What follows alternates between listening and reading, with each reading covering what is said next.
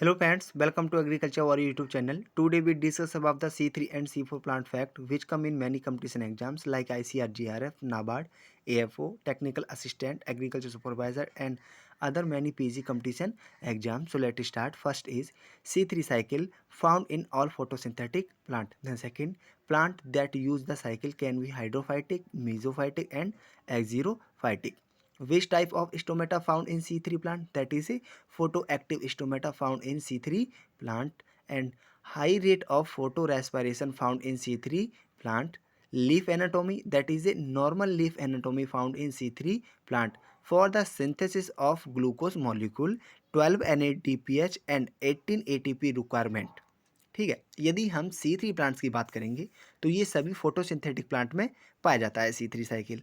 और जो हमारे हाइड्रोफाइटिक, मीजोफाइटिक और एक्जीरोफाइटिक प्लांट हैं वे C3 साइकिल का यूज करते हैं। अब आप समझ लीजिए हाइड्रोफाइटिक प्लांट क्या होती हैं। ऐसे पौधे जो पानी में उगते हों, ठीक है, ऐसे पौधे जो पानी में ही उगते हों हम उन्हें हाइड्रोफाइटिक प्लांट कहेंगे। मीजोफाइटिक ऐसे पौधे जो पानी तथा ऊपरी सतह यानी कि भूमि पर भी उग सकते हों हम उन्हें कहेंगे मीजोफाइटिक। एक्जीरोफाइट की बात करेंगे तो ऐसे पौधे जो जहाँ पर पानी की मात्रा बहुत कम मात्रा में हो, एरिड रीजन, ड्राई एरिया, सूखा एरिया हो, जहाँ सैलाइन सॉइल ज़्यादा मात्रा में पाई जाती हो, हम उसे कहेंगे, वहाँ उगने वाले पौधों को कहेंगे एक्जीरोफाइटिक प्लांट। ठीक है, तो फोटो एक्टिव स्टोमेटा पाया जाता है हमारे C3 प्लांट में।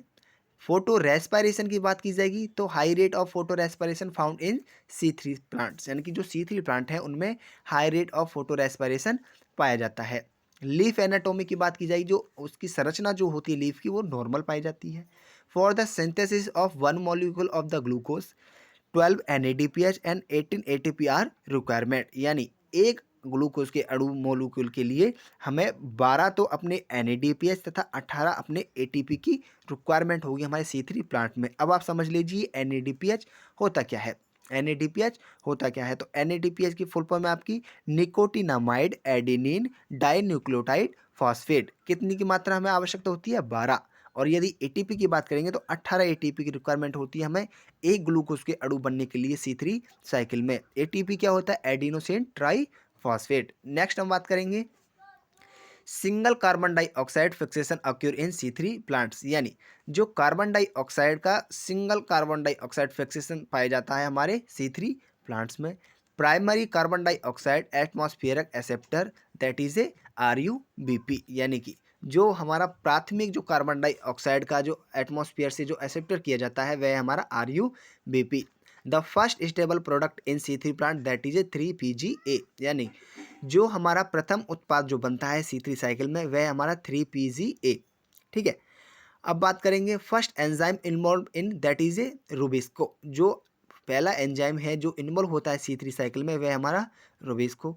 Carbon dioxide compensation point that is A 30 to 70 ppm, यानी कि यदि कार्बन डाइऑक्साइड कंपनसेशन की पॉइंट की बात की जाएगी C3 साइकिल में तो वो होता है 30 से 70 ppm। अब आप सोच रहे हैं कॉम्पिटिशन एग्जाम्स में आता क्या है। कॉम्पिटिशन एग्जाम्स में पूछ लिया जाता है आपसे question, for the single molecule of glucose in C3 cycle how many NADPH are requirement. मैंने अभी आपको बताया है कि एक अणु यानी कि एक ग्लूकोज के अणु के बनने के लिए हमें कितने NADPH की रिक्वायरमेंट होगी, that is a 12 NADPH। And for the single molecule of glucose how many ATP are requirement in C3 cycle, that is a 18 ATP। Next हम बात करेंगे C4 plants.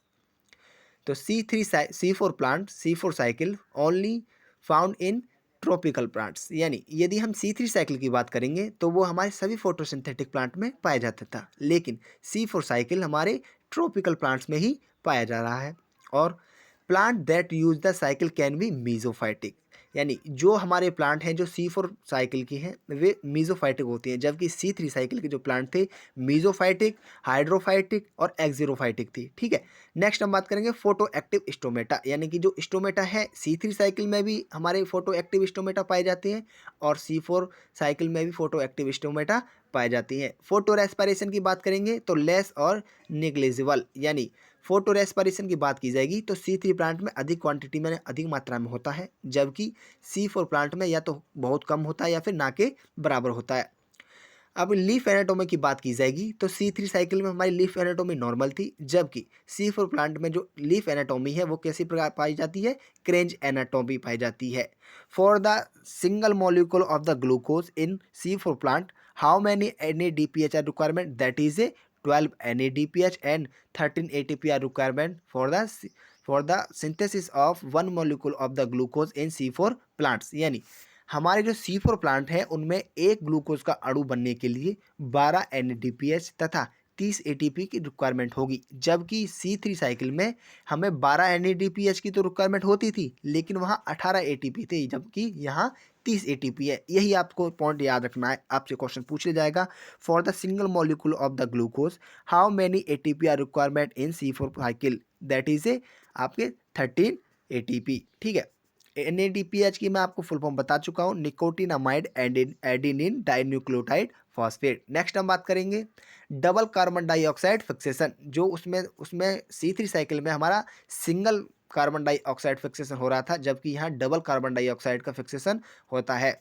Atmosphere carbon dioxide acceptor, that is a PEP mesophyll cells and metabolic carbon dioxide acceptor, that is a RUBP in bundle sheath cell. यदि atmosphere carbon dioxygen acceptor की बात की जाएगी तो वो होता है हमारी मेसोफिल सेल्स में, और मेटाबॉलिक कार्बन डाइऑक्साइड की एक्सेप्टर की बात होगी तो वो होता है हमारा बंडल शीथ में। ठीक है, आपसे क्वेश्चन पूछ लिया जाएगा जो C4 साइकिल है उसमें जो मेटाबॉलिक कार्बन डाइऑक्साइड का एक्सेप्टर होता है वो कौन सी सेल्स में होता है, मेसोफिल सेल्स में होता है या फिर बंडल शीथ में होता है, तो आप आंसर करोगे बंडल शीथ में। नेक्स्ट हम बात करेंगे first stable product, that is A ऑक्जेलो acetic acid. यानी कि जो C4 साइकिल है, जो C4 प्लांट्स हैं उसमें जो प्रथम जो उत्पाद बनता है वह हमारा OAA यानी ऑक्जेलो एसिटिक एसिड, जबकि हमारे C3 प्लांट्स में बनता था PGA।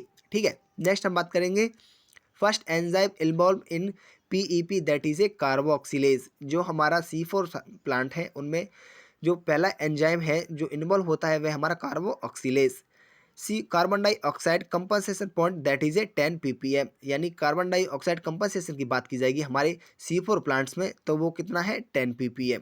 ठीक है, तो जबकि हमारे C3 प्लांट थे, जो C3 प्लांट्स हैं उनमें कार्बन डाइऑक्साइड का कंपनसेशन पॉइंट था 30 to 70 ppm, और जबकि हमारे C4 साइकिल के प्लांट हैं उनमें कार्बन डाइऑक्साइड कंपनसेशन पॉइंट है 10 ppm। आपसे क्वेश्चन पूछ लिया जाएगा in the C3 plant carbon dioxide compensation point, that is a 10 ppm, 30 ppm, 30 to 40 ppm and none of this. तो आप आंसर लगाओगे 30 to 70 40 ppm। ठीक है, तो आपको क्वेश्चन जब पता होगा उसका आंसर जब मालूम होगा तो आप तभी टिक कर सकोगे। तो हमारे जितने भी C3 और C4 प्लांट से इफेक्ट थे मैंने आपके साथ डिस्कस किए।